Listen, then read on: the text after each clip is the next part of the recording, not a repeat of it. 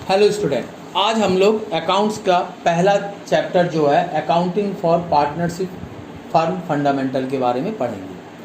तो जैसा कि आपने लास्ट क्लास में बीएसटी में आपने फॉर्म ऑफ बिजनेस के बारे में स्टडी किया था, उसमें many types of business firms के बारे में पढ़ा था। उसमें एक पार्टनरशिप फर्म के बारे में पढ़ा था। तो पार्टनरशिप किसको कहते हैं?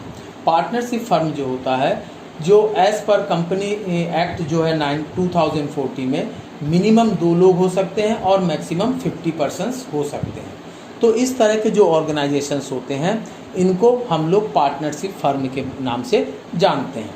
तो पार्टनरशिप फर्म जब यहाँ पे मोर देन 1 पर्सन है और मैक्सिमम 50 लोग हैं इसमें, तो इनके बीच में बिजनेस को रन कराने के लिए एक म्यूचुअल अंडरस्टैंडिंग की ज़रूरत पड़ती है।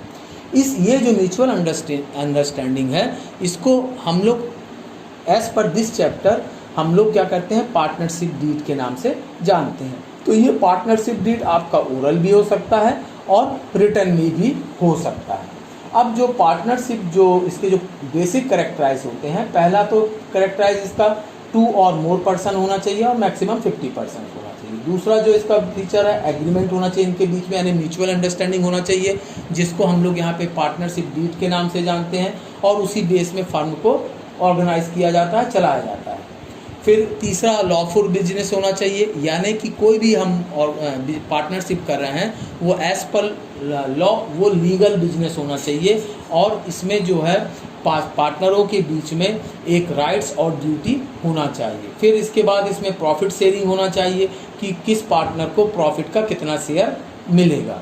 फिर क्या कहते हैं, चौथा जो इसमें होना चाहिए, नो सेपरेट एंटिटी। इसमें मतलब पार्टनरों की कोई अलग से पहचान नहीं होती है, ये फर्म के लिए ही काम करते हैं। फिर अनलिमिटेड लायबिलिटी, पार्टनरों के साथ अनलिमिटेड लायबिलिटीज़ होती है, और ये अपना इंटरेस्ट को ट्रांसफ़र नहीं कर सकते किसी अदर पर्सन को। तो ये इसके क्या हैं, आपके कैरेक्टराइज हैं। अब इसकी एलिमेंट्स की बात करें या फीचर्स की बात करें, जैसे मैंने बताया मोर देन 1 पार्टनर होना चाहिए, दूसरा एग्रीमेंट होना चाहिए, लॉफुल बिजनेस होना चाहिए, प्रॉफिट शेयरिंग होना चाहिए, म्यूचुअल एजेंसी होना चाहिए।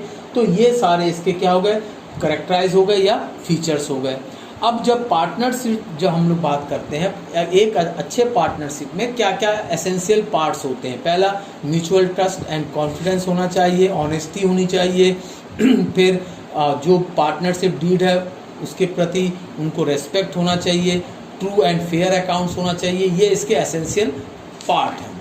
अब बारी आती है आपकी rights of the partner. Her partner के पास कुछ राइट्स भी होती हैं और कुछ ड्यूटीज़ भी होती हैं। राइट्स के तौर पे जैसे हम बात करें, every partner has the right to participate in the conduct and management of the business, यानी वो बिजनेस में क्या कर सकता है, पार्टिसिपेट कर सकता है। Every partner has the right to be consult and give the opinion on all matters of the firm, यानी वो हर मैटर में फर्म के या अपने ऑर्गेनाइजेशन या पार्टनरशिप फर्म में वो अपना ओपिनियन दे सकता है। तो इस तरह से उसके पास कुछ राइट्स होते हैं। इसी तरह से ड्यूटीज़ भी होती हैं, जैसे partner are bound to carry on the business of the firm to the greatest common advantage, यानी उसको किसी को भी अपने इंडिविजुअल बेनिफिट के लिए काम करने के लिए परमिशन नहीं होता है। वो क्या करता है, कॉमन गोल के लिए काम करता है। Partner are bound to be just and faithful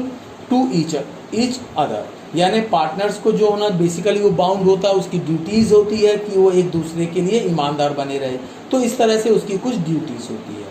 अब जैसे मैंने बताया था कि जब ये जो म्यूचुअल अंडरस्टैंडिंग होती है, इसको ऑन पेपर हम लोग रिटन डाउन करते हैं, तो इसको हम लोग पार्टनरशिप डीड और एग्रीमेंट के नाम से जानते हैं। तो इसमें बहुत सारी चीज़ें इंक्लूड की जाती है, जैसे नेम एंड एड्रेस, फर्म का नाम क्या होगा, उसका एड्रेस कहाँ होगा, वो काहे का बिजनेस करेंगे, इसमें कौन कौन पार्टनर्स हैं, उसके कैपिटल से रिलेटेड इंफॉर्मेशंस होती हैं। फिर जिन पार्टनरों को सैलरी या कमीशन पेबल होता है उसके बारे में इंफॉर्मेशंस होती हैं। प्रॉफिट शेयरिंग रेशियो होता है।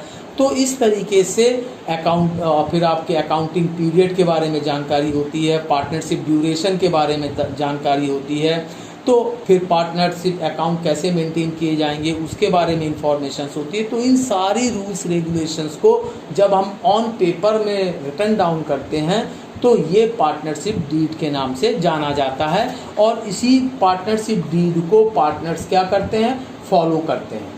अब इसके बाद जो बारी आती है कि अगर सपोज किसी भी फर्म में पार्टनरशिप डीड अब्सेंट हो तो उस कंडीशन में हम लोग किस किस रूल्स एंड रेगुलेशन को फॉलो करेंगे। तो फर्स्ट, अगर किसी भी फर्म में पार्टनरशिप डीड नहीं होता है तो उस कंडीशन में हम किसी भी पार्टनर्स को किसी भी तरह का कोई भी रेम्युनरेशन प्रोवाइड नहीं करते हैं, चाहे वो सैलरी हो चाहे वो कमीशन हो, फर्स्ट। सेकंड, अगर किसी पार्टनर ने फर्म को लोन प्रोवाइड किया है तो उसमें हम सिर्फ उसको 6% पर एनम की रेट से इंटरेस्ट प्रोवाइड कर सकते हैं, इससे ज़्यादा या कम नहीं कर सकते। थर्ड, इसमें जब पार्टनरशिप डीड नहीं है इसका मतलब है कि प्रॉफिट शेयरिंग रेशियो भी नहीं होगा। तो उस कंडीशन में जितने भी पार्टनर्स हैं फर्म का